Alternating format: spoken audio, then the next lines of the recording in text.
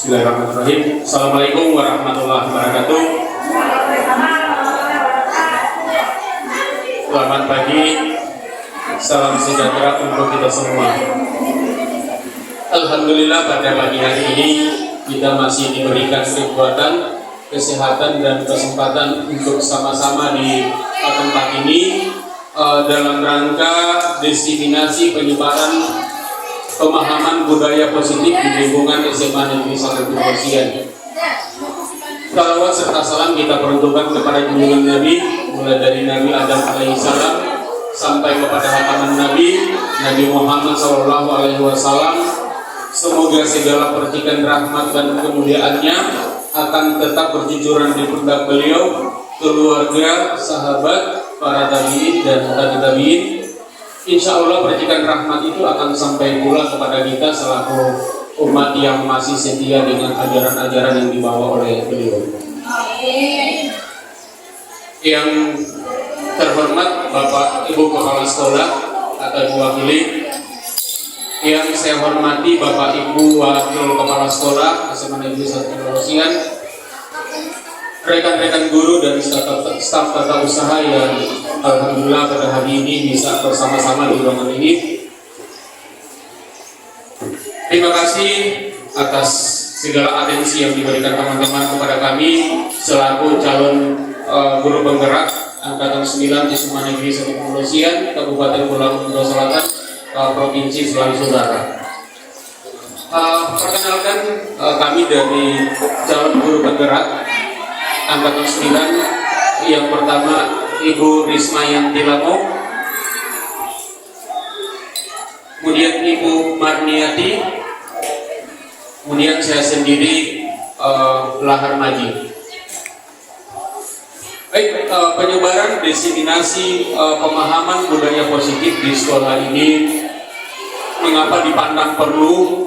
Karena kita sekarang sudah memasuki yang namanya degradasi moral, hingga kemudian ini sebagai salah satu wadah bagaimana caranya untuk menyebarkan budaya positif di SMA Negeri 1 Purwosian.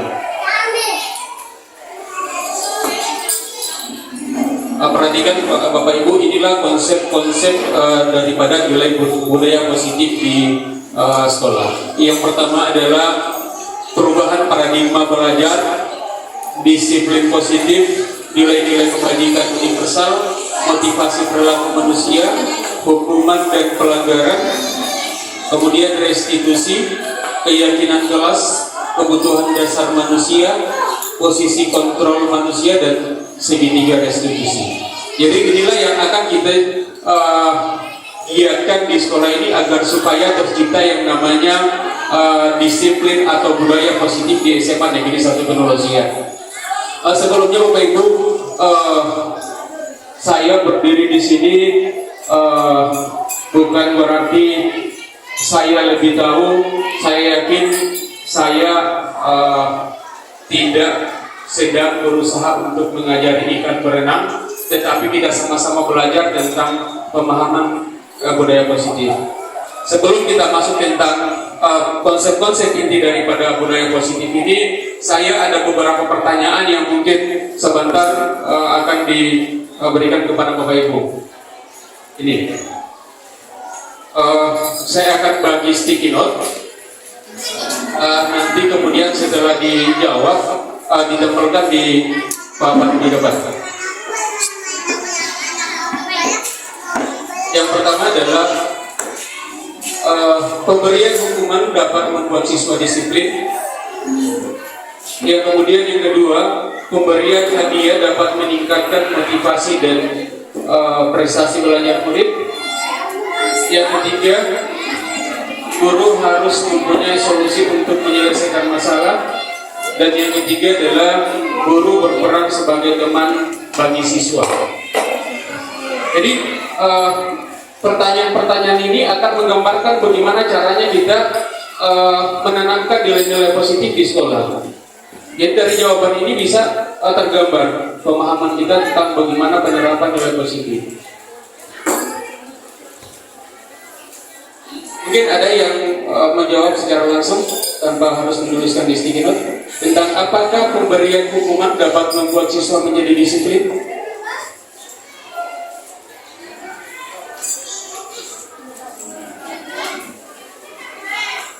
Ya, kalau setuju berarti ada alasan kenapa dibilang setuju. Kira-kira seperti itu. Ya, silakan Ibu Yulinda, mungkin menjawab.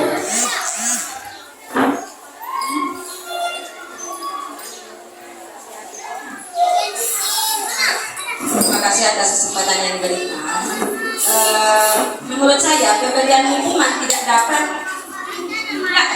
membuat siswa menjadi disiplin. Kenapa? Karena malahan akan muncul sifat dongkol dalam hati siswa. Itu pengalaman seperti ini. Karena saya memberi hukuman dengan menjemur. Setelah itu mereka pulang ke kelas dengan rasa dongkol, keluar cuitan, ibu panas begini. Jadi dengan adanya hukuman kayaknya tidak memberikan efek jerah buat mereka, tapi hanya akan menimbulkan rasa dongkol yang berlebih. Demikian dari saya, terima kasih. Luar biasa, tepuk tangan untuk Ibu Linda. Iya, kesempatan kedua.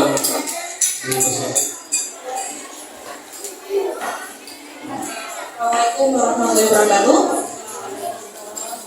Mengenai pemberian hukuman dapat membuat siswa menjadi disiplin. Kalau menurut saya itu mampu disiplin. Karena kenapa? Kita lihat dulu pemberian hukuman yang dilakukan ini dalam hal apa? Apakah itu berguna untuk mereka atau tidak? Contoh, kalau di mata pelajaran saya agama Islam, orang yang terlambat dia harus menghafal An-Naba 1-5 ayat. Terulang-ulang kembali lagi 6 lanjut 6-10. Alhamdulillah, bahkan beberapa orang hampir ada yang selesai An-Naba. Dan mereka, kalau saya sudah bilang, kalau memang kalian tidak mau menghafal An-Naba 5 ayat ketika terlambat, silahkan masuk sebelum saya masuk. Alhamdulillah itu sedikit mampu lah untuk membuat mereka jerah. Itu juga mampu bermanfaat untuk mereka, karena mereka tidak terpikir bahwa nantinya kalau mereka terlambat terus, nantinya mereka bisa jadi hafiz walaupun cuma An-Naba. Terima kasih. Jawabannya luar biasa. Yang lain kalau sudah selesai langsung ditampilkan saja di di depan. Baik, kita lanjut. Jawaban-jawaban yang disampaikan oleh Bapak Ibu itu akan terjawab sebentar. Kira-kira pemberian hukuman itu dapat memberikan menjadikan siswa itu menjadi disiplin atau tidak? Dia akan terjawab semua setelah selesai kesimpulan dari materi ini. Oke, kita lanjut. Latar belakang. Selama murid merasakan tekanan-tekanan dari lingkungan di mana dia berada, maka proses pembelajaran akan sulit terjadi. Dan salah satu tanggung jawab kita sebagai pendidik adalah bagaimana caranya menghilangkan tekanan itu. Artinya apa? Di dalam suatu lingkungan itu ada namanya aturan, sehingga ini yang membuat merasa tertekan dengan adanya aturan seperti itu. Kemudian kita lanjut. Tujuan aksi nyata hari ini adalah menumbuhkan budaya positif di SMA Negeri 1 Penolosian dengan nilai-nilai kebajikan yang universal. Baik, kita masuk pada pembelajaran dengan paradigma baru. Pembelajaran paradigma baru adalah pembelajaran dengan dirancang berdasarkan prinsip pembelajaran berdiferensiasi, sehingga para peserta didik belajar sesuai dengan kebutuhannya.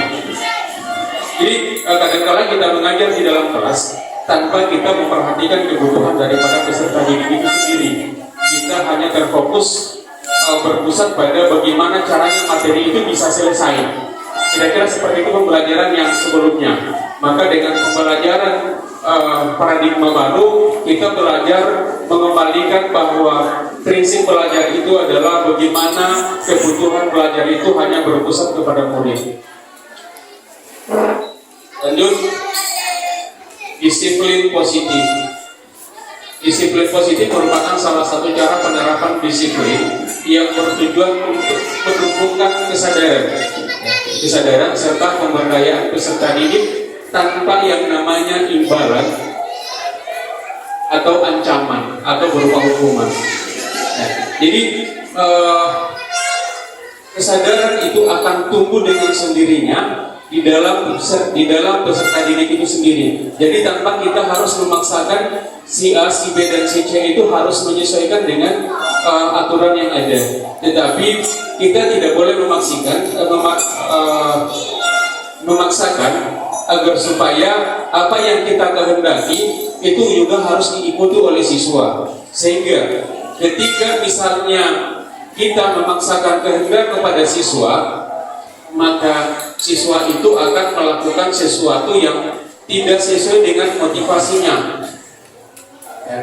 Nanti sebentar setelah ini saya kasih game. Kemudian sebagai pendidik, tujuan kita adalah menciptakan peserta didik yang memiliki disiplin diri. Artinya sifat disiplin itu bukan lagi guru-guru yang tanamkan pada diri siswa, tetapi disiplin itu betul-betul dari dalam diri siswa itu sendiri. Sehingga misalnya ketika dia terlambat, dia tahu, oh ini melanggar aturan di sekolah. Maka apa yang harus dilakukan? Dengan disiplin diri, maka dia memahami tentang nilai-nilai positif ini. Bahwa motivasi itu adalah motivasi intrinsik, motivasi dari dalam dirinya, bukan memaksakan, bukan motivasi yang dipaksakan. Kemudian nilai-nilai kebajikan. Nilai kebajikan adalah nilai yang disepakati bersama, terlepas dari yang namanya suku, agama, bahasa maupun latar belakang. Di luar daripada ini adalah nilai-nilai yang kita sepakati. Contohnya apa yang kita sepakati? Peraturan, konsekuensi, kemudian keyakinan. Ini yang kita sepakati di dalam mewujudkan nilai-nilai yang namanya budaya positif. Jadi yang pertama adalah untuk penanaman nilai-nilai kebajikan ini harus berlandaskan pada 3 poin di sini. Yang pertama adalah profil belajar Pancasila, beriman dan bertakwa kepada Tuhan Yang Maha Esa, berakhlak mulia, berkebinekaan global, dan sampai pada bernalar kritis. Yang kemudian yang kedua adalah Ibu Primaries program. Ini sama dengan kalau di dalam pembelajaran namanya di taksonomi Bloom, ini kata kuncinya. Bagaimana sikap nilai kebajikan? Yang pertama adalah toleransi. Yang kemudian kedua adalah rasa hormat, integritas, mandiri, menghargai, antusias, empati, keingintahuan, kreativitas, kerjasama, percaya diri, dan komponen. Jadi ini kalimat-kalimat yang melekat di dalam nilai-nilai kebajikan itu sendiri. Ketika misalnya dia sudah toleransi, sudah mampu menghormati orang lain, sudah memiliki rasa empati, maka itulah yang disebut dengan nilai-nilai kebajikan. Yang kemudian keterampilan atau life skill, dapat dipercaya, lurus hati. Lurus hati ini artinya dia selalu berusaha pada posisi yang pada jalan yang benar, ya, yang baik. Yang kemudian pendengar yang aktif, kemudian tidak merendahkan orang lain, memberikan yang terbaik dari diri sendiri. Jadi inilah nilai-nilai kebajikan yang akan kita terapkan di lingkungan sekolah. Dan kemudian ini yang terjawab tadi, pertanyaan nomor 1. Motivasi perilaku manusia itu ada 2. Yang pertama adalah motivasi ekstrinsik, dan yang kedua adalah motivasi intrinsik. Motivasi ekstrinsik adalah motivasi yang berasal dari luar. Misalnya untuk menghindari ketidaknyamanan atau hukuman.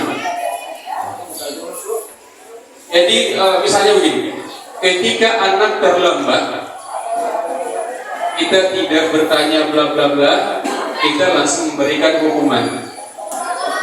Ya, anak itu pasti akan melakukan, tetapi apakah itu sesuai dengan hati nuraninya? Yang pertama pasti dia akan membela diri. Saya tidak terlambat, cuma karena singgah di sini, singgah di sini. Menghindari yang namanya ketidaknyamanan. Yang kedua, anak itu akan berbuat ketika kita diberikan dijanjikan untuk mendapatkan imbalan. Misalnya begini, kamu besok jangan terlambat, nanti saya kasih nilai bagus. Artinya apa? Anak itu akan tidak terlambat hanya karena untuk mendapatkan nilai.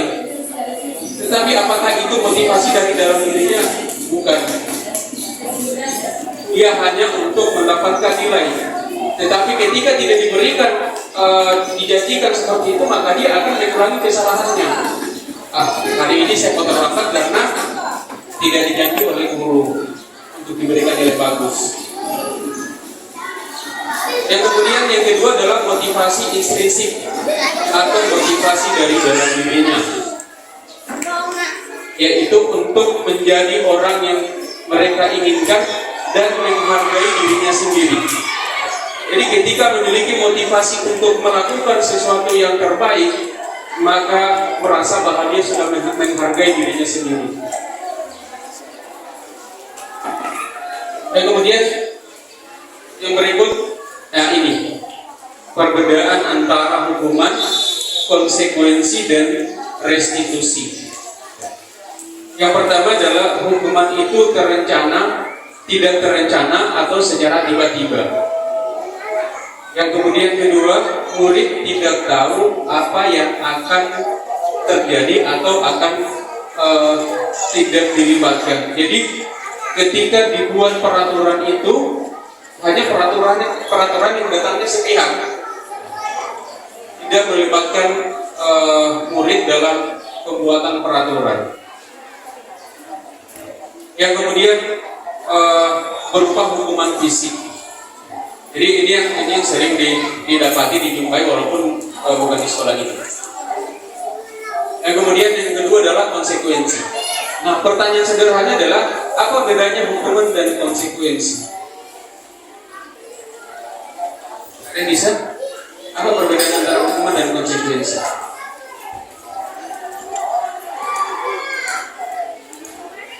Ya, silakan Ibu Gita.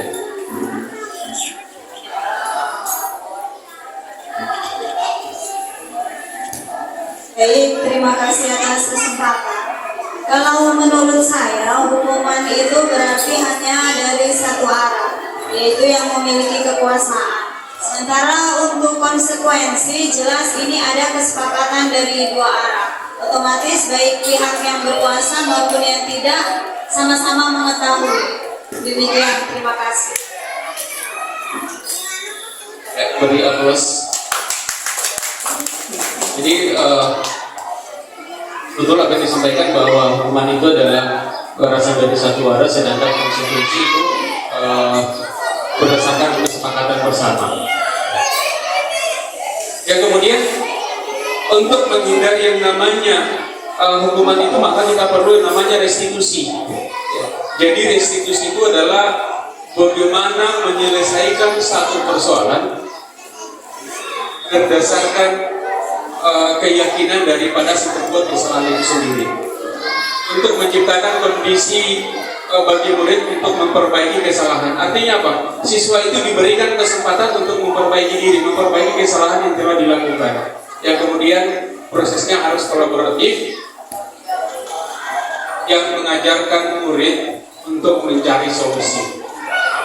Jadi solusi itu akan muncul dari dalam diri siswa itu sendiri. Coba misalnya begini, coba saya minta Bapak Ibu berdiri semua.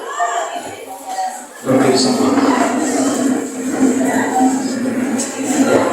Coba tangan Bapak Ibu yang di kepala seperti ini. Kemudian yang di sebelahnya berusaha untuk membuka kepalan tangan itu. Ya, misalnya Pak Ronald dengan PIB, silakan berusaha buka tangannya dia. Ya, yang berpasangan, yang bersebelahan silakan. Satu yang berusaha menutup, satu berusaha membuka. Nah, jadi semakin kuat dia berusaha untuk membuka kepalan tangan ini, maka yang mengepal tangan ini juga akan mempertahankan agar supaya kepala yang terbuka. Artinya apa? Artinya bahwa itulah motivasi intrinsik dan motivasi ekstrinsik. Sekuat apapun kita menanamkan nilai-nilai positif, kalau bukan dari kesadaran diri sendiri, itu tidak akan berhasil. Nah, terjawab pertanyaan nomor satu tadi, apakah hukuman itu bisa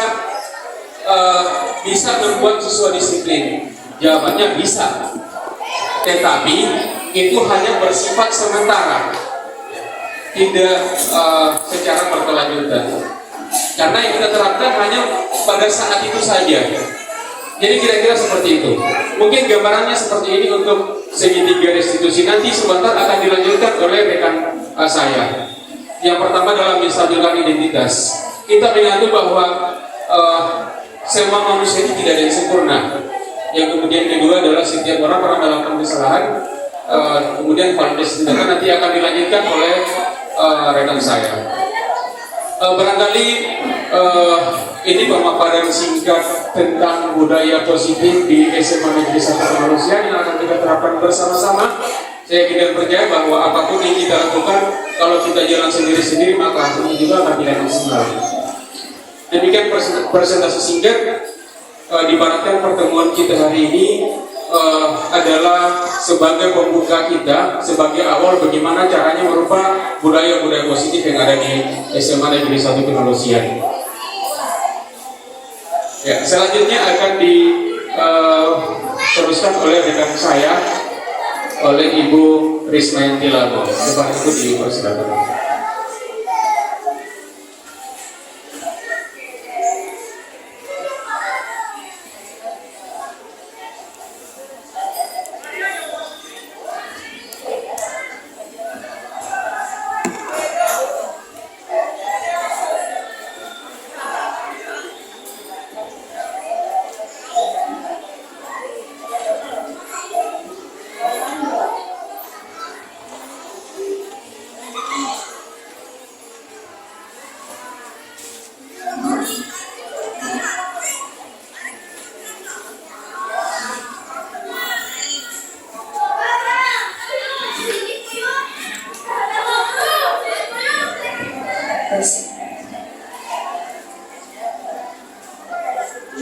Bismillahirrahmanirrahim. Assalamualaikum warahmatullahi wabarakatuh. Semangat Bapak Ibu. Baik, terima kasih atas kesempatan hari ini. Jadi seperti yang tadi telah dijelaskan, dipaparkan oleh Pak Lahar Maji, hari ini kita akan sama-sama membahas diseminasi budaya positif di lingkungan sekolah, yaitu di sekolah kita di SMA Negeri 1 Kemanusiaan. Sama seperti yang Pak Lah katakan tadi, kami bertiga di sini ini membagi apa yang telah kami dapat pada saat mengikuti pendidikan calon guru honorer. Untuk materi yang akan saya sampaikan hari ini masih ada hubungannya dengan yang Pak Lah katakan tadi, yaitu kita akan mulai dengan kebutuhan dasar manusia.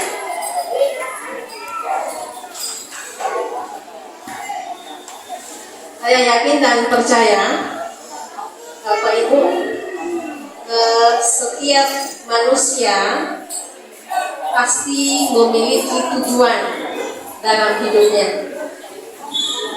Apa yang kita dapatkan sekarang itu adalah salah satu cara kita untuk memenuhi kebutuhan dasar sebagai manusia. Jadi menurut Glasser ada 5 kebutuhan dasar manusia. Yang pertama, kebutuhan bertahan hidup. Ini bagian dari fisiologis. Kemudian kebutuhan untuk diterima. Ini adalah psikologis karena berkaitan dengan psikologis kita sebagai manusia. Kemudian kebutuhan untuk diakui, pengakuan atas kemampuan, ini juga bagian dari kebutuhan secara psikologis dan kebutuhan untuk bebas, juga masuk pada kebutuhan psikologis dan kebutuhan untuk merasa senang, itu juga masuk pada kebutuhan psikologis. Jadi dapat kita simpulkan untuk kebutuhan dasar manusia itu hanya satu yang terkait secara fisik. Contoh, kita makan tiap harinya. Atau barangkali kebutuhan untuk tempat tinggal, lapar kita makan. Tapi kemudian untuk kebutuhan yang lain itu terkait dengan kebutuhan psikologis. Jadi memang dalam hal ini sebagai seorang guru, setelah kami belajar di pendidikan calon guru penggerak, ternyata kami sadar bahwa guru dituntut juga bisa menjadi psikiater, karena memang kebutuhan yang paling banyak itu berkaitan dengan psikologis seseorang. Jadi memang perlu upaya untuk bisa mencapai yang namanya ideal, tapi tidak mustahil juga kita bisa. Silakan Ibu Guru, Bapak Ibu Guru menganalisis kasus yang saya tampilkan di slide mengenai kasus Ibu Ambar. Jadi Ibu Ambar adalah guru wali kelas 2A di SD Pelita Hati. Sedang bingung menghadapi pula salah satu murid di kelasnya yang bernama Doni. Beberapa anak di kelas 2A telah datang padanya dan mengeluhkan Doni yang seringkali meminta bekal makan siang mereka dengan paksa. Jika Anda menghadapi situasi Ibu Ambar, apa kira-kira yang akan Anda lakukan? Dan kemudian menurut Anda, kira-kira apa alasan Doni melakukan hal itu? Barangkali dari Bapak Ibu ada yang bisa memberikan pendapatnya?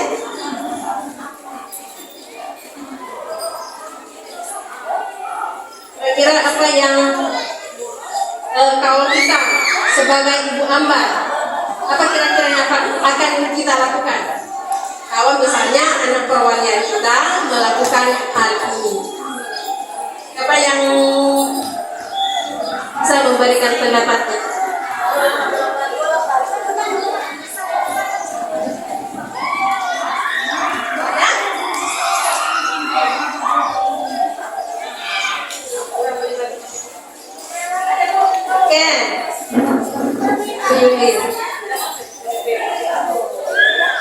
Terima kasih untuk kesempatan yang kesekian. Menurut saya, kita kembali berpikir positif.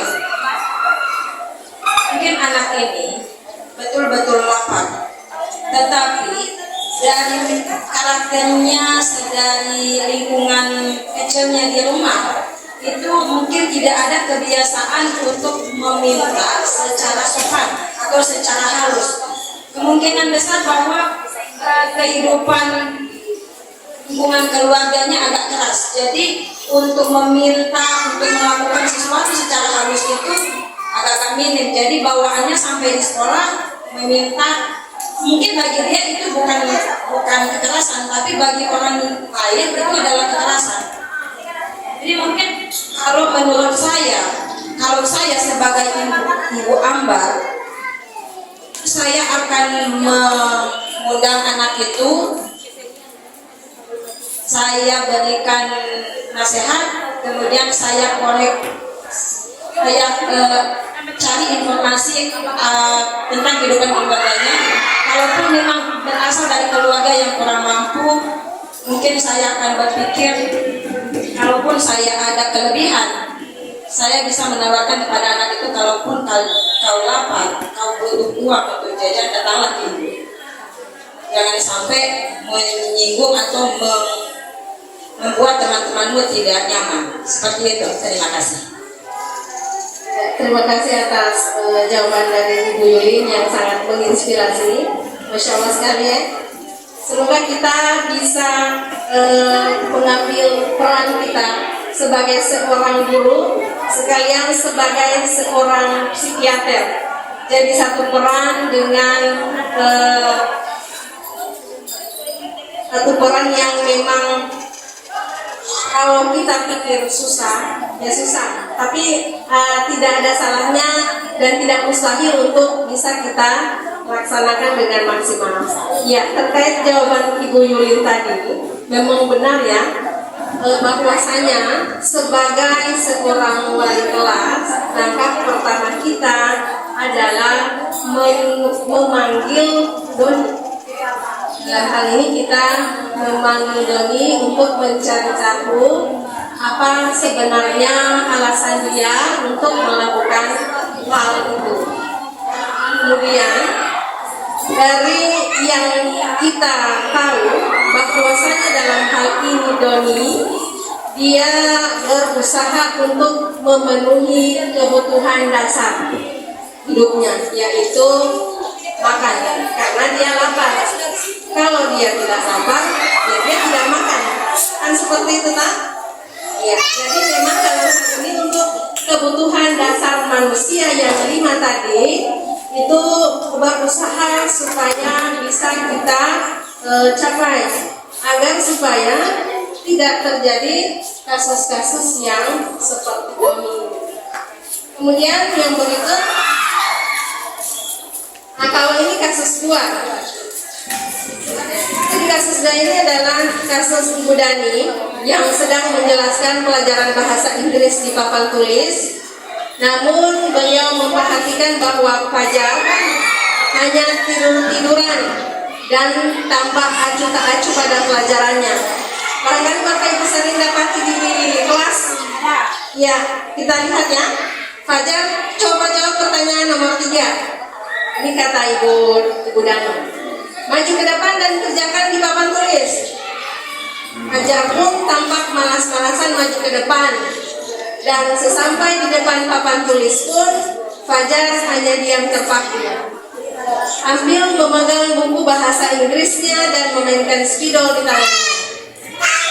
Ayo Fajar, makanya jangan tidur-tiduran.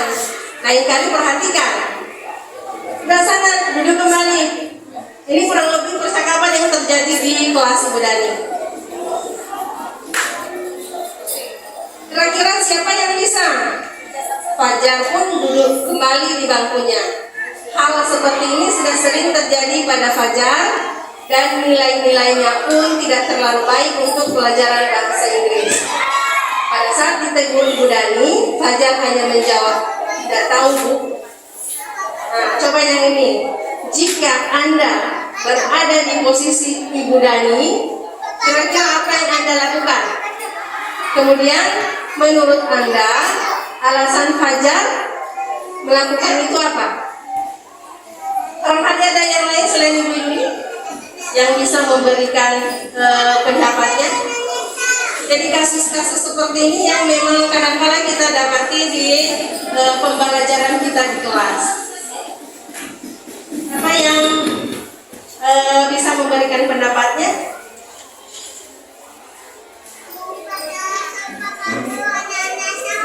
Mengenai Fajar. Kira-kira kalau kita lihat di sini, alasan Fajar melakukan hal ini apa? Apa kira-kira alasan Fajar?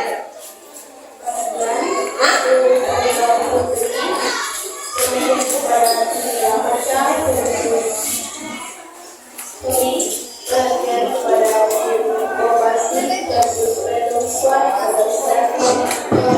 Terima kasih atas kesempatan yang telah diberikan. Menurut saya, kira-kira apa alasan Fajar melakukan hal ini?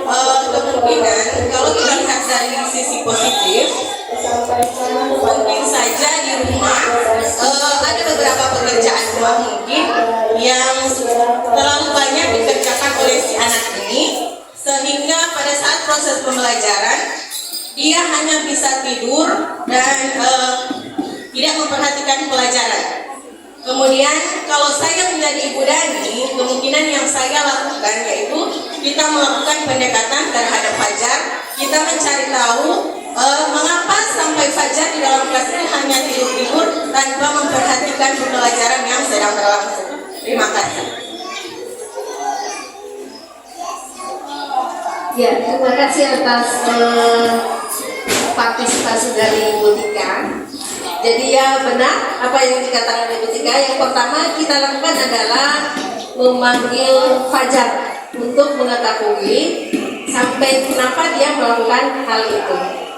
Jadi ada hubungannya juga, barangkali ada di rumah dia ada kerjaan yang sampai membuat dia di sekolah tidak fokus.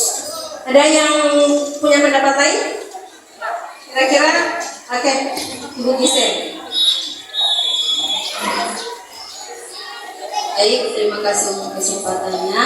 Jadi ini pertanyaan yang pertama, jika Anda di posisi Ibu Dani, apa yang akan Anda lakukan? Pasti, yang pertama seorang guru lakukan pasti akan mendekati siswa tersebut, mencari tahu lebih ke dalam apa sebenarnya yang menyebabkan hal ini terjadi. Selanjutnya, yang kedua, menurut Anda kira-kira apa alasan Fajar melakukan hal itu? Tadi selain penjelasan dari Ibu Tika, mungkin menurut saya perlu mengajar. Mungkin cara kami menyampaikan pembelajaran kepada mereka, khususnya untuk Fajar, tidak mampu untuk dia terima secara pribadi. Mungkin dia butuh metode atau cara pembelajaran yang berbeda dengan teman-teman yang lain. Makanya itu yang perlu kita koreksi di diri kita sebagai guru. Mungkin itu dari saya. Terima kasih. Luar biasa jawaban dari Ibu Gisen. Memang Masya Allah sekali ya, wali-wali kelas teladan di sekolah dan yang lain juga yang belum sempat memberikan pendapatnya hari ini. Ya, jadi dari pendapat dari rekan saya yang juga dari Ibu Gisen tadi, memang tepat. Langkah pertama adalah kita panggil dulu anak yang bersangkutan, baru sebagai guru dan sebagai psikiater kita dalami apa alasannya melakukan hal itu. Barangkali kebutuhan Fajar dalam hal ini untuk belajar ada yang tidak terpenuhi. Bisa jadi alasan dari pendapat dari Ibu Gisen tadi bahwa barangkali cara kita menyampaikan pelajaran ke anaknya yang belum terlalu maksimal sehingga membuat anak itu bosan. Karena bosan dia ingin bebas. Jadi kebutuhan dalam hal ini untuk kasus 2 itu adalah kebutuhan untuk bebas. Ya, ingin bebas, jadi ingin keluar kelas karena memang dari kasus tadi Fajar hanya acuh tak acuh, tidak memperdulikan penjelasan yang diberikan guru. Ada tambahan juga untuk selain dia ingin bebas, dia juga perlu kebutuhan untuk diakui kemampuannya dalam menguasai pelajaran bahasa Inggris. Jadi karena di kasus ini kita dapati bahwa Fajar nilainya tidak terlalu baik untuk pelajaran bahasa Inggris, dan ketika ditegur Fajar bilang tidak tahu. Karena kita tahu sendiri bahwa pelajaran bahasa Inggris memang tingkat kesulitannya di atas karena bukan bahasa yang hari-hari dipakai. Oke, terima kasih Bapak Ibu atas pendapatnya tadi. Kita lanjut. Jadi ini kesimpulan untuk 5 kebutuhan dasar manusia. Ya, kita lihat di slide di sini orang Surakarta. Mudah-mudahan tidak terjadi di sekolah kita yang baku pukul kayu. Ya, jadi bila seseorang tidak bisa mendapatkan kebutuhannya dengan cara yang positif, mereka akan melanggar peraturan atau melakukan hal-hal yang tidak sesuai dengan nilai-nilai kebajikan. Ini semua pelempar timbalan dari lari. Ya. Jadi ketika seorang melakukan satu perbuatan yang bertentangan dengan nilai-nilai kebajikan, itu karena mereka gagal memenuhi kebutuhan dasar yang ada pada mereka.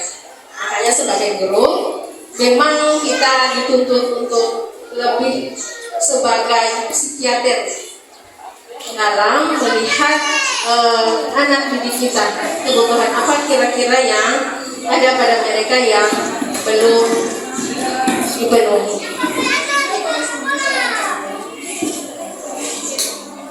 Oke, sekarang kita akan membahas setelah tadi 5 kebutuhan manusia, kita akan membahas mengenai keyakinan kelas. Ada yang Bapak Ibu yang tahu keyakinan kelas? Kesepakatan kelas. Ya, ini saya hanya kembali mengulang materi yang sudah pernah Bapak Ibu dapatkan, dan tidak masalah untuk selalu diulang-ulang supaya kita juga sebagai manusia dan sebagai seorang guru bisa memahami. Jadi keyakinan kelas merupakan sebuah nilai-nilai kebajikan universal yang disepakati secara tersirat dan terserat, terlepas dari latar belakang suku, bahasa maupun agama. Keyakinan kelas, poinnya di sini, keyakinan kelas dibuat secara bersama-sama dengan seluruh siswa. Jadi untuk keyakinan kelas dia dibuat dengan sama-sama dan mempunyai nilai-nilai kebajikan yang dapat dipercaya. Ini terkait dengan materi yang sudah disampaikan Pak Lahar Maji tadi mengenai nilai-nilai kebajikan. Apa bedanya peraturan kelas dengan keyakinan kelas? Jadi kalau peraturan kelas dia terbit tanpa persetujuan dari pihak objek yang harus melaksanakan.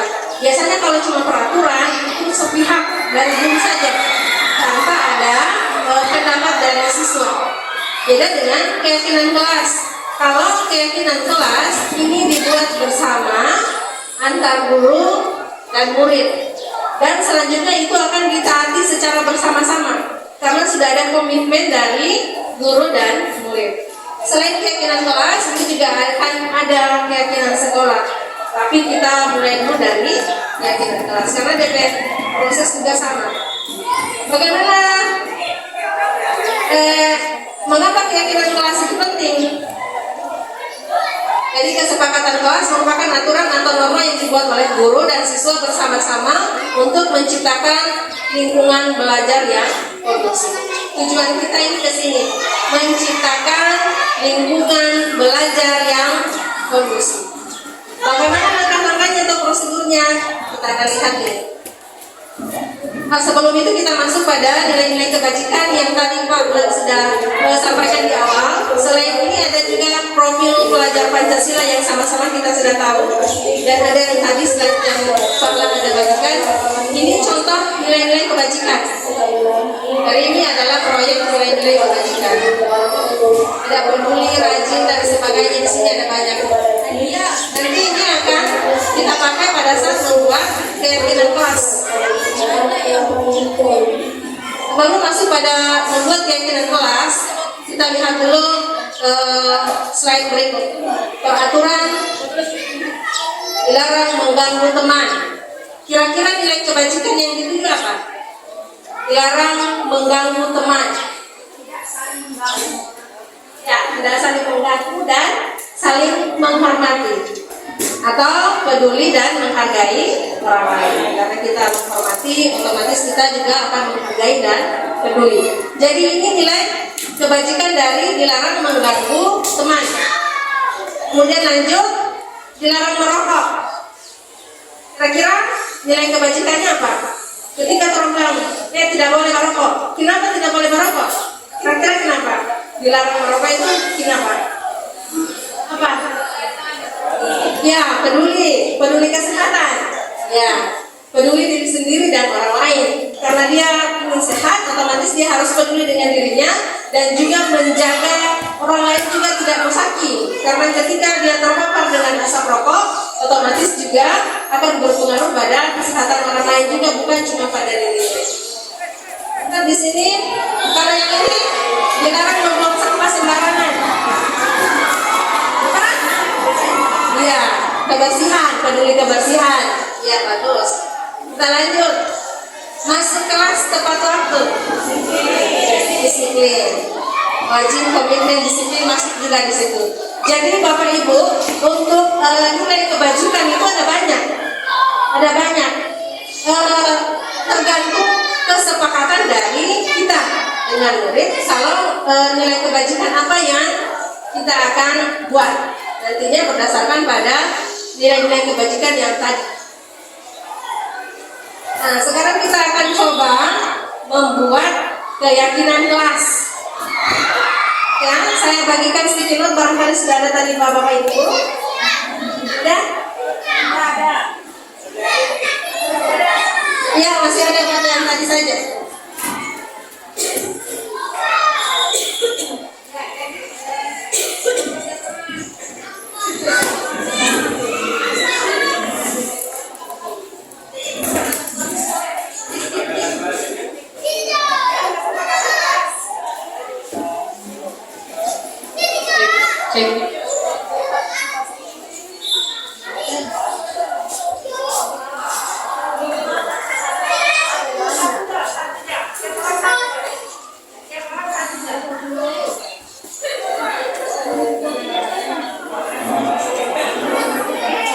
Cek.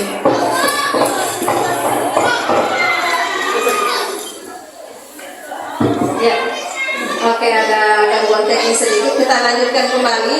Jadi yang pertama adalah Bapak Ibu menuliskan peraturan kelas atau peraturan yang menurut Bapak Ibu. Satu saja peraturan.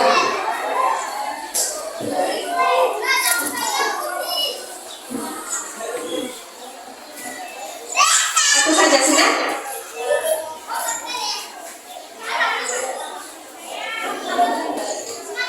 Ya, kalau ada yang sudah bisa maju di papan ini menempelkan ya.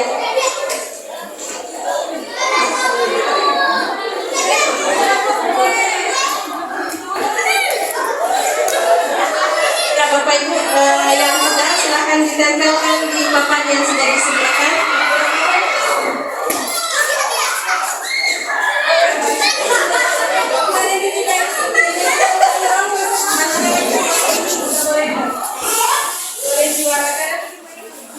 Dan lagi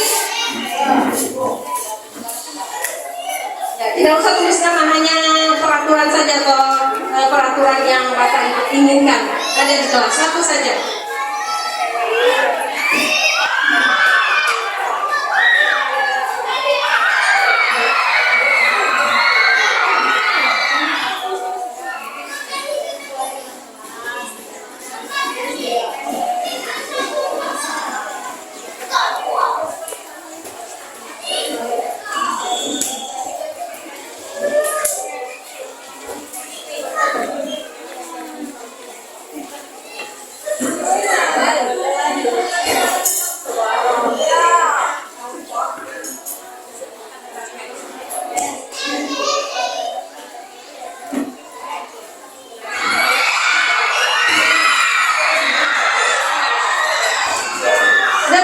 Masih ada lagi? Sudah? Oke, sekarang kita lihat setelah peraturan kelas yang ada ditulis. Nah, kita lihat yang ada di papan sini.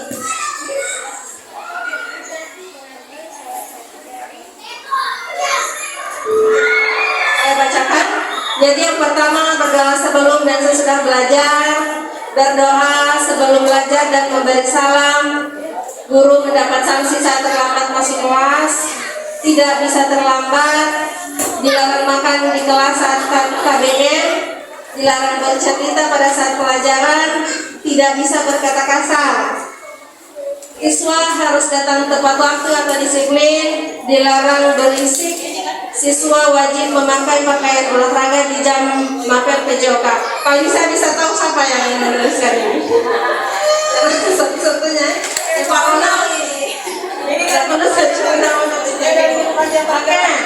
Jadi Bapak Ibu, kalau sudah tertulis di sini kemudian anak-anak sudah kumpulkan apa menurut pendapat mereka, yang pertama kita buat adalah mengumpulkan mana-mana yang hampir sama dengan model. Bisa kasih satu. Jadi kalau saya lihat di sini berdoa sebelum dan sesudah belajar. Ini ada 2. Jadi sudah tampak. Guru mendapat sanksi saat terlambat masuk kelas. Ini berarti masuk di sini terlambat. Tidak bisa terlambat, kita masukkan juga di sini. Ada 3 ini, tidak bisa terlambat.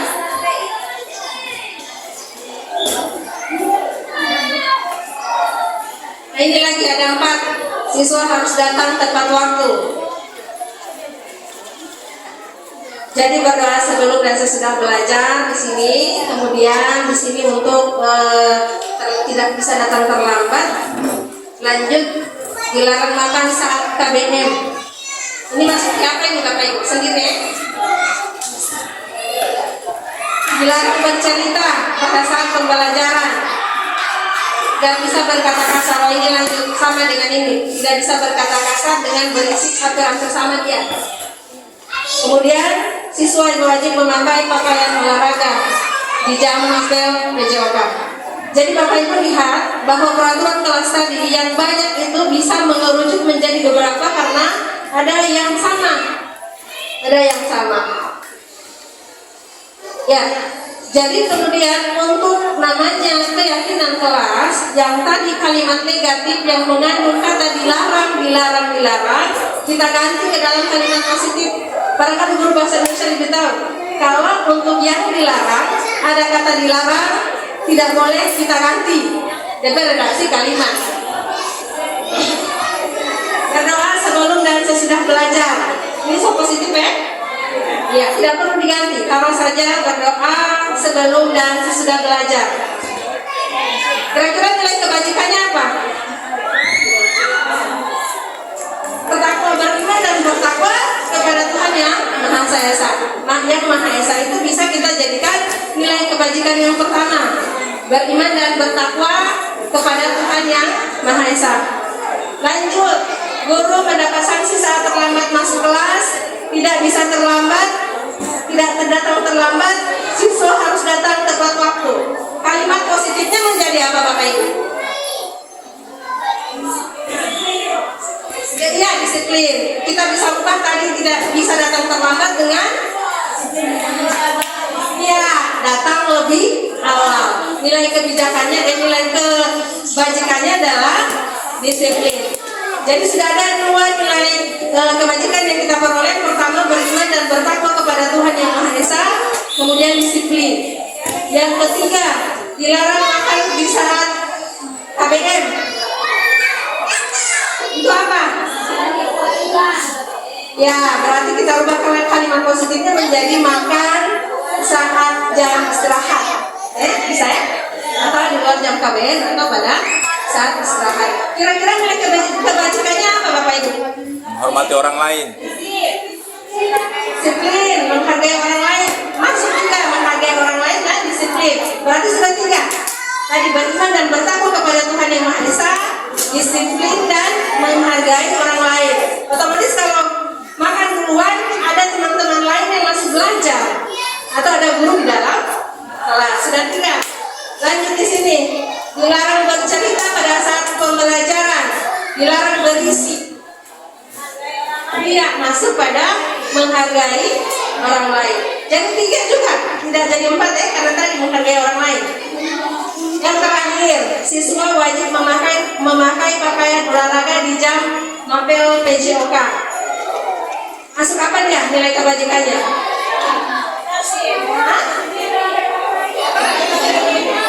Iya, disiplin dalam berpakaian. Jadi cuma 3 dari sebanyak ini Bapak Ibu, ada 3 yang akan kita jadikan keyakinan kelas kita. Yang pertama adalah beriman dan bertakwa kepada Tuhan yang Maha Esa. Yang kedua tadi apa? Disiplin. Yang ketiga, menghargai dan menghormati orang lain. Cuma itu tentang keyakinan kelas Bapak Ibu. Jadi tidak perlu ditulis banyak-banyak, karena kalau memang banyak-banyak akan menyusahkan kita mengingat-ingat apa yang sudah menjadi keyakinan kelas. Sampai sini paham ya? Ya. Jadi semoga hal ini langkah keempat yang tadi sudah kita buat, yaitu memilah nilai keyakinan kelas yang dituju. dari peraturan tersebut. Nah, yang kelima ini mengecek dan menyepakati keyakinan kelas. Berarti ada 3 tadi yang kita sudah yakini akan kita terapkan di kelas. Jadi setelah itu Bapak Ibu tinggal ditulis poinnya. Kalau misalnya dibuat ke dalam poster atau apa yang akan ditempel agar setiap hari siswa-siswa dengan guru sekalian bisa membaca apa yang sudah menjadi keyakinan kelas yang disusun. Jadi Bapak Ibu keyakinan kelas berbeda-beda tiap kelas karena sesuai dengan apa yang sudah disepakati. Tidak mesti harus sama, kecuali dia sudah jadi keyakinan sekolah. Sampai sini boleh kan? Ya, jadi sampai di situ untuk apa yang bisa saya sampaikan hari ini. Saya di sini bukan berarti saya sudah hebat Bapak Ibu, tapi kami hanya sekedar sharing apa yang sudah kami dapatkan pada pendidikan cabang guru penggerak angkatan 9. Terima kasih atas kesempatannya. Assalamualaikum warahmatullahi wabarakatuh. Ya, selanjutnya saya berikan kepada Ibu Marni.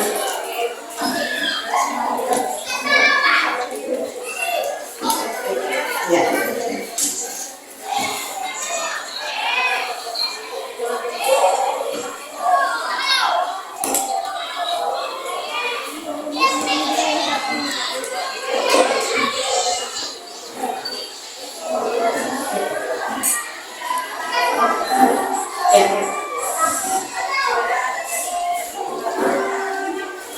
Bismillahirrahmanirrahim. Assalamualaikum warahmatullahi wabarakatuh.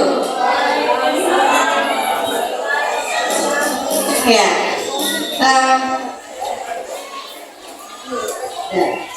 baik Bapak Ibu, sebelumnya terima kasih atas perhatian kepada kami bertiga.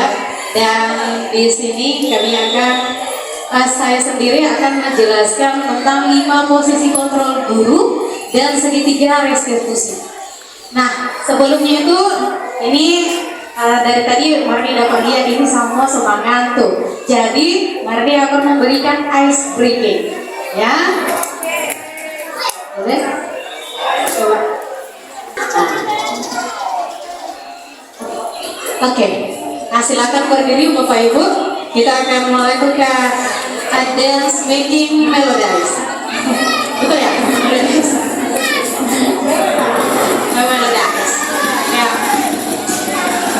Oke, sudah siap Bapak Ibu? Sudah. Ya, jadi kita ulang Bapak Ibu. Baik, silakan Bapak Ibu. Iya.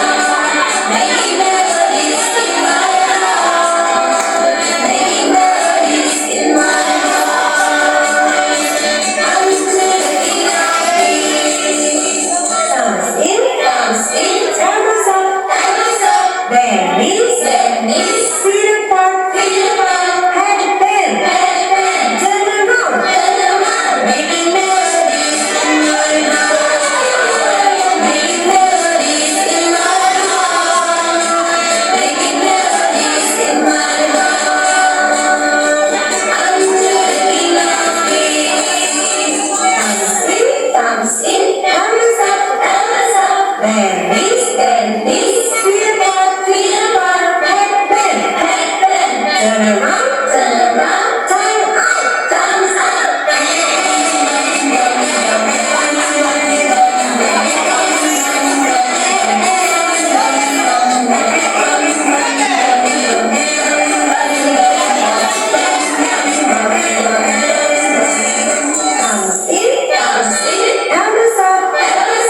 Bend this, feet apart, head bend, turn around, time out, sit down.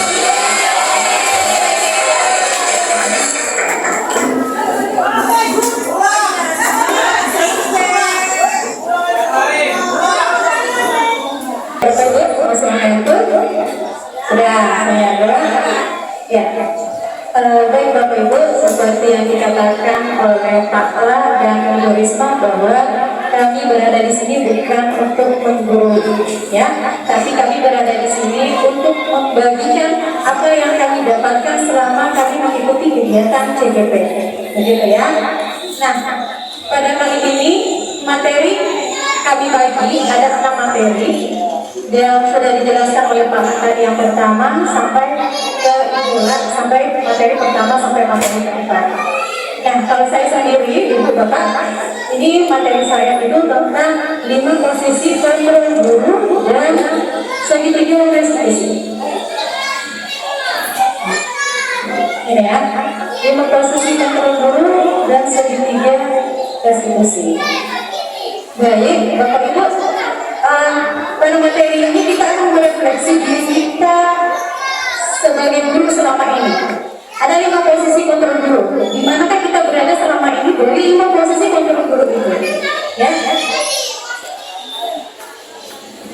Oke. Nah, baik Bapak Ibu, jadi di slide 5 posisi kontrol guru. Yang pertama ada penghukum. Yang kedua penghukum merasa bersalah. Yang ketiga ada posisi kontrol guru sebagai teman, kemudian ada sebagai pemantau, dan ada yang sebagai manajer. Jadi kalau manajer ini itu sudah melakukan semua kecuali penghukum. Ya. Baik, kita lihat. Bapak Ibu, di sini ada 5 posisi kontrol guru yang sudah dijelaskan oleh Pak La tadi. Itu tentang motivasi eksternal dan motivasi intrinsik. Jadi posisi kontrol guru itu lagi dibagi dua atas kedua motivasi intrinsik dan ekstrinsik, eksternal. Nah, sekarang pada posisi kontrol guru penghukum dan membuat orang merasa bersalah ini dikatakan identitas gagal. Nah, coba kita lihat. Misalnya di sini kalau penghukum itu dia posisi gurunya kadang-kadang menggertak ya. Ini saya juga merasa selama saya menjadi guru di sini itu setelah materi dari CGP itu saya merasa bahwa saya ini adalah guru penghukum. Contoh, ketika ada siswa yang menggunakan sepatu tidak menggunakan sepatu hitam, itu langsung saya suruh coba DP sepatu, ya kan? Nah, harusnya kan tidak seperti itu. Kita harus mengetahui alasan kenapa dia menggunakan sepatu misalnya. Dan kemudian di sini guru bergerak pada guru yaitu menghardik, menunjuk kemudian menyakiti dan menyindir. Ini saya yakin Bapak Ibu kita pernah semua melakukan hal seperti ini, ya kan? Kemudian yang kedua membuat orang bermasalah, merasa bersalah. Jadi kadang-kadang di sini kita juga pun pernah melakukan, yaitu berceramah, menunjukkan keterkecewaan kepada siswa. Kemudian setelah itu muncul sebuah kata-kata, ini yang saya jelaskan dulu, yaitu di identitas gagal, ini penghukum dan membuat orang merasa bersalah. Nah, pada penghukum ini biasanya guru berkata kalau kamu tidak melakukan saya akan, nah gitu kan? Contoh kalau biasanya saya kalau misalnya ada siswa yang terlambat, mungkin dari Bapak Ibu semua pernah mendapatkan siswa yang terlambat ya.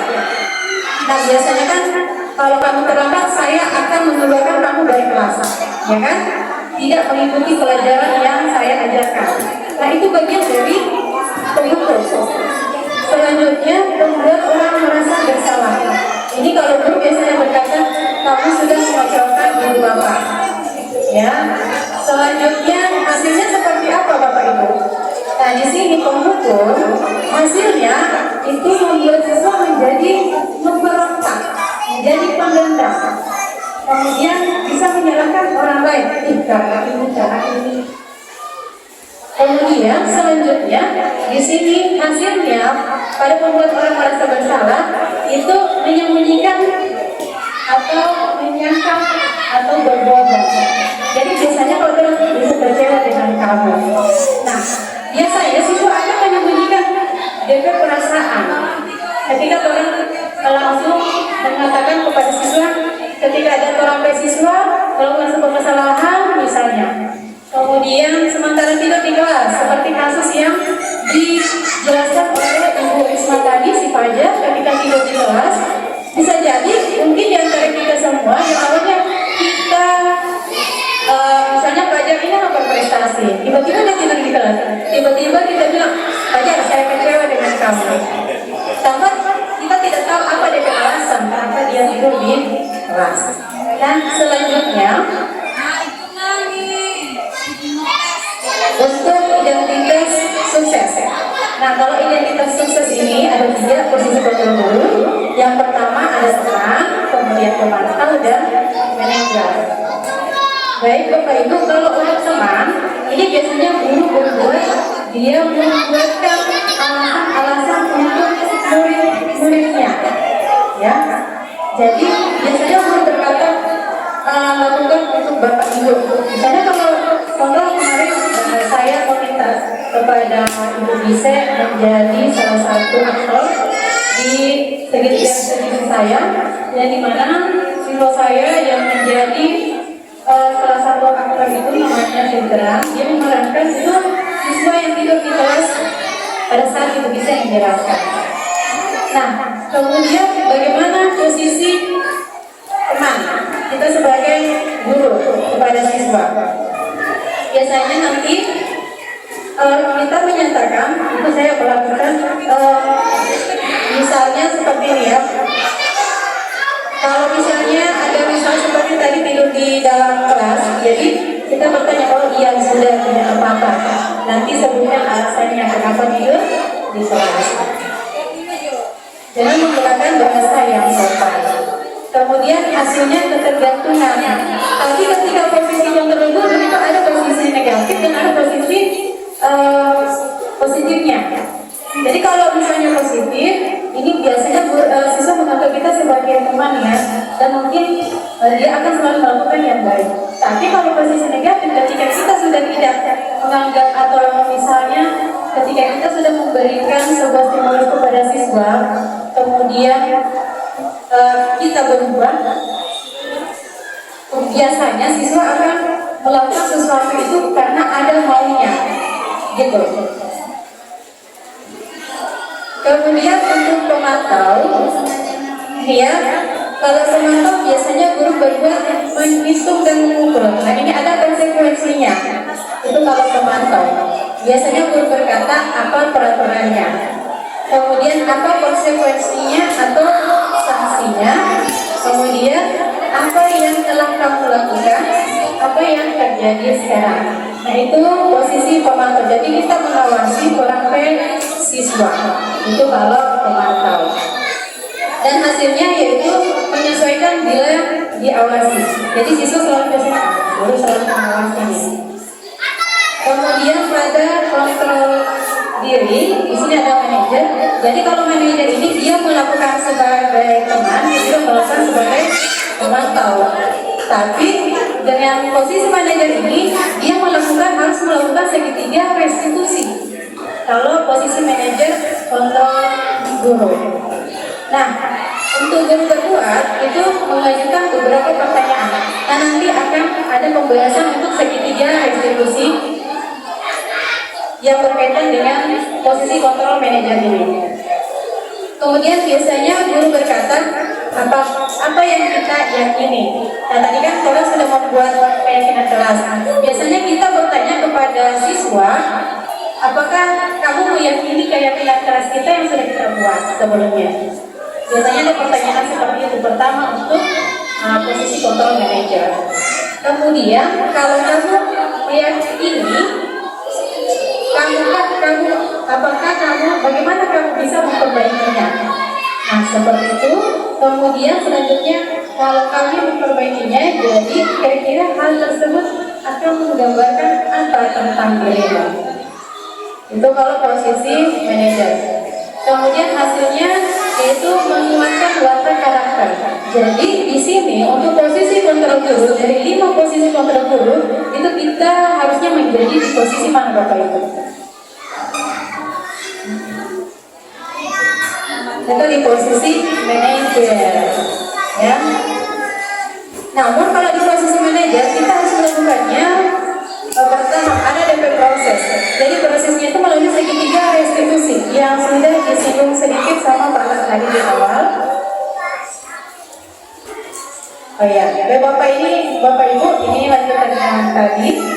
Ini murid berkata, jika penghukum saya tidak peduli ketika orang memberikan hukuman, kemudian pada untuk merasa bersalah, maafkan saya. Kemudian untuk selanjutnya kontrol guru sebagai teman. Di sini murid berkata, saya pikir Bapak Ibu teman saya. Nah, ketika mereka sudah menganggap kita teman, tiba-tiba dia melakukan kesalahan, kemudian selanjutnya kita memberikan hukuman atau menceramahi mereka, akhirnya mereka berkata seperti ini. Saya pikir Bapak Ibu teman saya. Kemudian selanjutnya untuk memantau, saya akan dapat berapa bintang. Jadi dia minta penghargaan, gitu. Saya akan dapat berapa bintang kalau melakukan hal tersebut. Jika sudah melakukan hal tersebut, saya akan mendapatkan apa? Jadi kalau pemantau itu selalu ada penghargaan yang dia butuhkan. Oke, selanjutnya untuk manajer, bagaimana caranya agar saya bisa memperbaiki keadaan yang inilah pertanyaan siswa untuk gurunya ketika kita melakukan segitiga restitusi. Saya akan memperbaiki masalah ini dengan apa? Ketika orang bertanya, bagaimana cara kamu memperbaiki kesalahan kamu? Gitu ya. Selanjutnya dampak pada murid. Ketika kita menghukum murid, maka dampaknya adalah mengulangi kesalahan berulang kali. Saya yakin itu. Selanjutnya perilaku menjadi agresif. Jadi Bapak Ibu silakan merefleksi apa yang kita lakukan sebelumnya. Selanjutnya rendah diri, merasa gagal dan tidak berharga. Jadi di sini kalau pembuat merasa bersalah. Selanjutnya untuk kontrol guru jadi apa? Kontrol guru jadi teman. Ini tergantung tidak mandiri dan tidak bisa memutuskan. Nah, siswa akan menjadi ketergantungan. Kemudian pada pemantau, yaitu dampaknya pada murid, menitik beratkan pada dampak pada diri sendiri, mendapatkan hadiah atau mendapatkan hukuman. Nah, cuma 2 itu yang biasanya ketika baik kasih penghargaan, ya kan? Ketika tidak baik orang memberikan hukuman. Selanjutnya pada manajer, yaitu mengevaluasi diri bagaimana menjadi diri yang lebih baik. Selanjutnya kaitan dengan dunia berkualitas. Pada penghukum, murid meletakkan guru di dunia berkualitas. Selanjutnya pada membuat merasa bersalah, murid meletakkan guru di dalam dunia berkualitas. Kemudian pada kontrol guru, yaitu pada teman, murid meletakkan guru sebagai orang penting dalam dunia berkualitas. Selanjutnya pada pemantau, murid meletakkan guru peraturan di dunia berkualitas. Dan yang terakhir yaitu manajer, murid meletakkan dirinya sebagai individu yang positif dalam dunia berkualitas. Jadi kesimpulannya Bapak Ibu, bahwa kita menjadi guru harusnya kita itu berada pada posisi manajer, supaya kita bisa membuat siswa kita menjadi murid yang bertanggung jawab dan mandiri. Ketika ada yang melakukan kesalahan misalnya, maka kita memposisikan diri kita sebagai manajer dengan melakukan langkah-langkah atau step by step melalui segitiga restitusi Bapak Ibu.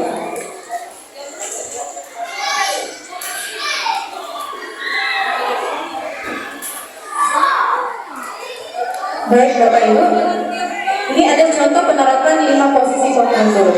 Ini saya ambil kasus yang umum ya. Siswa dan yang kasus umumnya ada di sekolah kita. Ya, untuk selanjutnya, ini pembuat merasa bersalah biasanya mengeluarkan kata-kata, berapa kali ibu harus memberitahu kamu membuat ibu kecewa, seperti itu membuat itu kata-kata salah satu kata dari pembuat merasa bersalah pada posisi kontrol guru. Lanjut, bagaimana jika pada posisi teman? Nah, ini biasanya kalau terapi postur itu dengan biasa saja terapi postur, tapi nada dan intonasinya yang berbeda. Nah, biasanya ayo dong ikuti aturan sekolah, biasanya kan kayak gitu. Kemudian tolong bantu ibunya sekali ini, ya sudah tidak apa-apa, lain kali jangan sampai berbuat seperti ini lagi ya. Nah, itu posisi teman. Selanjutnya pada posisi pemantau, biasanya seperti ini. Kamu sudah melanggar peraturan sekolah, kamu tahu konsekuensinya. Nah, akan biasanya menyatakan apa DP konsekuensi ketika dia sedang melanggar, gitu. Tapi tidak dihukum, cuma 2. Tapi kalau bukan tidak dihukum, ada konsekuensinya. Misalnya kalau terlambat, konsekuensinya kan dia akan terlambat masuk di kelas, tidak mengikuti pelajaran. Kemudian selanjutnya minggu depan jangan terlambat lagi ya, dan jangan diulangi. Nah, itu pada posisi pemantau. Dan yang terakhir itu posisi manajer. Kalau posisi manajer ini dia menyatakan apakah kamu tahu apa kesalahanmu? Nah, dia bertanya, bukan orang yang bertanya, kamu terlambat. Nah, enggak, tapi orang memberikan atau menstimulus siswa, memberikan pertanyaan, kira-kira apa kesalahanmu? Kenapa ibu memanggilmu? Nanti siswa akan menjawab sendiri kesalahannya. Selanjutnya, kira-kira bagaimana kamu memperbaikinya? Itu ya Bapak Ibu, sudah bisa melihat perbedaan sebagai penghukum, sudah boleh. Kemudian sebagai pemberi merasa bersalah, ya, kemudian sebagai teman, kemudian pemantau, dan yang terakhir adalah manajer. Baik Bapak Ibu, sebenarnya untuk berada di posisi kontrol guru ini, bagusnya itu kita sebagai manajer, ya. Nah, selanjutnya untuk sebagai manajer ini kita melakukan segitiga restitusi yang sudah disinggung sama Pak Lak dari di awal ya. Segitiga restitusi itu ada di tahap-tahap. Nah, ini segitiga restitusi. Oh ya, sebelum masuk segitiga restitusi ada pertanyaan. Baik Bapak Ibu, di sini saya kecewa sekali dengan kamu. Ini posisi kontrol apa? Kira-kira Bapak Ibu? Ya? Ya betul. Ini posisi kontrol teman. Selanjutnya, kamu tidak pernah melakukannya dengan benar.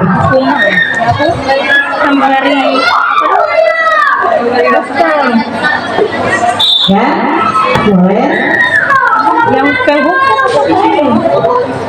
kamu tidak pernah melakukannya dengan benar. Ya, boleh. Penghukum. Oke, selanjutnya, apa rencanamu untuk menyelesaikan masalah ini? Ya, manajer. Kemudian ayolah, lakukan dari Bapak Ibu. Ya, teman. Ini mengajak siswa. Kalau ini, kamu tidak pernah mendapatkan nilai jika tidak mengerjakan tugas. Penghukum atau pemantau? Kalau biasanya kalau pemantau kan diberikan hukuman yang berat-berat ya. Kalau ini kan cuma tidak mendapatkan nilai jika tidak mengerjakan tugas. Penghukum atau pemantau? Pemantau.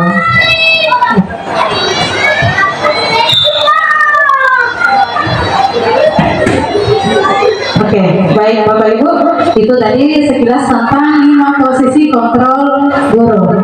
Nah, sekarang kita akan masuk pada segitiga restitusi. restitusi. Tadi sudah disinggung sama Pak La itu tentang restitusi, dan di sini saya akan menjelaskan tentang segitiga restitusi atau langkah-langkah kita, ya. Nah, segitiga restitusi ini merupakan suatu proses dialog kita sebagai guru atau sebagai orang tua kepada anak-anak kita, kepada murid, dengan tujuan yaitu kita ingin mendapatkan atau menghasilkan siswa yang mandiri dan bertanggung jawab, gitu. Itu segitiga restitusi. Baik Bapak Ibu, di segitiga restitusi itu ada 3 langkah yang tadi sudah dijelaskan oleh Pak La. Yang pertama menstabilkan identitas, yang kedua validasi tindakan yang salah yang tadi Pak La sudah jelaskan, dan yang terakhir itu menanyakan keyakinan. Nah, untuk yang pertama menstabilkan identitas. Jadi berdasarkan prinsip pembuat kesalahan adalah bagian dari proses pembelajaran. Nah, biasanya guru melontarkan kata-kata untuk menstabilkan identitas di awal. Berbuat salah itu wajar. Ini biasanya kalau ada seorang siswa ketika berbuat salah kan tidak menyatakan seperti ini kan. Ini berbuat salah itu wajar. Kemudian tidak ada manusia yang sempurna. Selanjutnya ibu bapak juga pernah melakukan itu. Kemudian ibu tidak mau mencari siapa yang salah, tapi ibu ingin mencari solusi dari permasalahan ini. Kemudian kamu berhak merasa begitu. Bapak ibu nanti saya akan menyajikan kasus dan kita akan melihat 3 restitusi, segitiga restitusi pada kasus tersebut. Baik Bapak Ibu, selanjutnya validasi tindakan yang salah. Ini ya, biasanya validasi tindakan yang salah ketika seorang siswa melakukan kesalahan, kita harus menanyakan apa alasannya dia melakukan itu. Contoh terlambat, kita harus tanya, kira-kira alasanmu apa terlambat? Nah, selanjutnya, padahal kamu bisa melakukan yang lebih buruk dari ini ya. Gitu. Kemudian kamu patut bangga karena telah melindungi sesuatu yang penting buatmu. Ini ketika dia melakukan kesalahan, misalnya berantem dengan siswa karena satu hal, ya kan? Kemudian kamu melakukannya karena mempertahankan sesuatu yang penting bagi kamu, kan? Gitu. Mungkin Bapak Ibu mengingat kemarin tahun lalu ada kejadian orang siswa ya. Nah, saling berkelahi. Nah, harusnya pernah melakukan segitiga restitusi. Ini nanti di CGP ini saya belajar bahwa ternyata selama ini saya tidak melakukan segitiga restitusi. Ada yang dilakukan tapi tidak sempurna, ya kan? Kemudian yang terakhir Bapak Ibu menanyakan keyakinan. Jadi kita menanyakan keyakinan kepada seorang siswa. Jadi berdasarkan prinsip teori kontrol bahwa pada dasarnya kita termotivasi secara intrinsik. Baik, yang pertama, ini apa keyakinan kelas kita? Kemudian nilai apa yang telah disepakati bersama. Jadi ketika ada seorang siswa melanggar kesalahan, ini awalnya saya belajar Bapak Ibu di CGP, saya menyatakan bahwa saya tidak mungkin melakukan ini. Tapi tidak ada yang tidak mungkin, ya Bapak Ibu. Kemudian selanjutnya seperti apa gambaran sebuah kelas yang ideal menurut kamu? Nah, ini pertanyaan-pertanyaan yang ada di atas ini Bapak Ibu, ini yang akan kita lontarkan kepada siswa. Tapi tidak harus ini juga. Ini biasanya tergantung dari Bapak Ibu, dari kata-kata seperti apa. Ini cuma pemantik. Selanjutnya Bapak Ibu,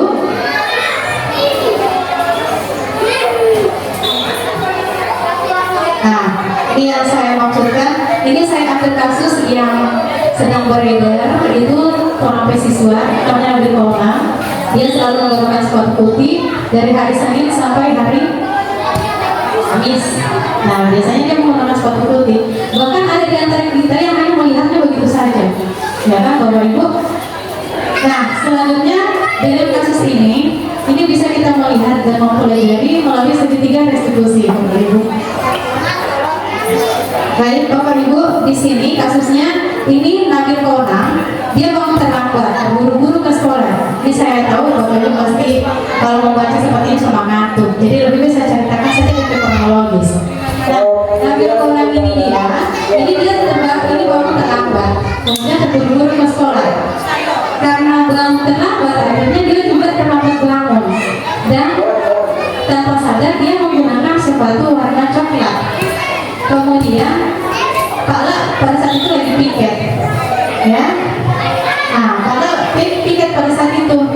Kemudian menanyakan kepada Nabil, apa peraturan di sekolah? Nah, Nabil bilang, dia tahu DP kesalahan, dia terlambat, kemudian menggunakan sepatu coklat, dia tidak berwarna hitam. Kemudian Pak mengabaikan dan bersikeras. Kalau begitu, copot DP sepatu. Nah, langsung Nabil mencopot sepatunya dan Pak tidak menanyakan alasannya kenapa dia terlambat dan menggunakan sepatu coklat, ya Bapak Ibu. Ya, sehingga Nabil pun dengan berat hati mencopot sepatunya dengan memberikannya kepada Pak, dan Nabil konon dia tidak berani berkeliling sekolah karena malu, karena tidak pakai sepatu. Baik Bapak Ibu, di sini ada beberapa pertanyaan. Ini dalam kasus tersebut, sikap posisi apakah yang diambil oleh Pak Lah? Menurut Bapak Ibu, Pak Lah ini dari kasus ini, dia mengambil posisi apa dari 5 posisi kontrol itu? Ya, betul Ibu Ratika, penghubung. Karena dia langsung mencoba tanpa menanyakan apa alasannya. Nah, kira-kira dari ini, selanjutnya bila Bapak Lah mengambil posisi seorang manajer ini ya, jika Pak Lah mengambil posisi sebagai seorang manajer, apa yang akan dikatakannya? Kira-kira pertanyaannya seperti apa, Bapak Ibu? Ya? Panggilan kepada Ya, Ibu bisa boleh. Kira-kira seperti apa pertanyaannya? agar segera ke sebuah sekolah. Apakah kamu tahu kesalahanmu? Oke, betul. Apakah kamu tahu kesalahanmu? Dan bisa jadi Nabil akan menyatakan kesalahan saya, Pak, menggunakan sepatu putih dan menggunakan sepatu coklat dan terlambat datang. Nah, selanjutnya kira-kira pertanyaan apa lagi yang akan dilontarkan kepada Nabil selain apakah kamu tahu kesalahanmu? Ya, Ibu Hamidah. Apa penyebab kamu terlambat hari ini, Nabil? Dan kenapa kamu menggunakan sepatu coklat? Ya baik, terima kasih Bu Hamidah. Ya betul ya, pertanyaan selanjutnya itu menanyakan alasan kepada Nabil Konang, kenapa dia terlambat dan kenapa dia menggunakan sepatu coklat. Baik Bapak Ibu, bisa dipahami sampai di sini untuk segitiga restitusi. Selanjutnya ini ada lagi. Kira-kira bila Anda adalah kepala sekolah di sekolah tersebut, apa yang Bapak Ibu lakukan? Kira-kira kalau Bapak Ibu menjadi kepala sekolah pada sekolah tersebut atau menjadi TKP kepala sekolah di SMA Negeri 1 Indonesia, kira-kira Bapak Ibu mau melakukan apa ketika tahu oh ternyata siswa ini ada yang melanggar? Ada?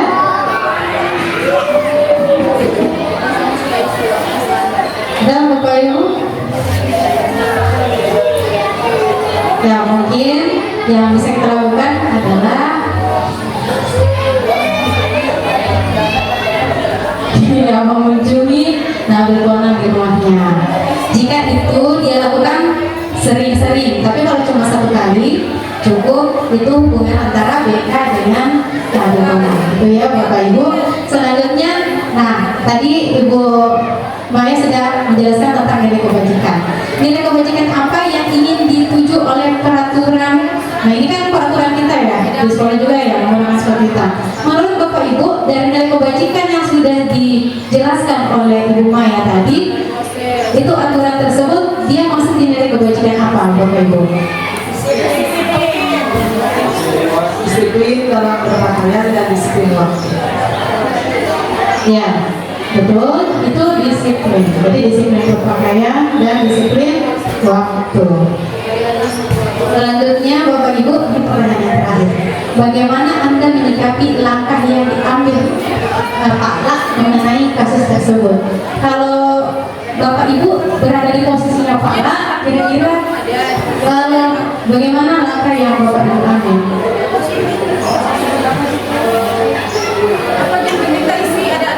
Ibu Gisel. Tadi selain Ibu Gisel masih ada?